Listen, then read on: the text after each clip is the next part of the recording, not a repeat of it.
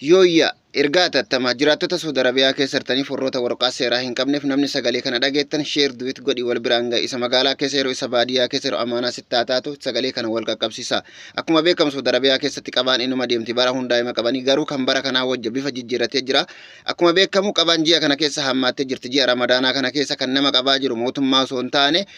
uummata Paakistaanii ijoollee teenya bakka isin jirtutti erganii qabsiisaa jiranii ijoolleen teenya warroon akkasitti isin bira dhufan Paakistaanii dhuftee isin laalaa jirtu ofirraa eega. Akkasuma san qabaan akka duraanii sanii miti maaxxaarra wayita isin qabaa jiranii makiinaa mootummaatii miti kan isin qabaa jiran tooba uffatanii dalagaadha jedhanii makiinaa biraatiin isin oofaa jira waan taateef bifa saniin ofirraa eegaa keessatti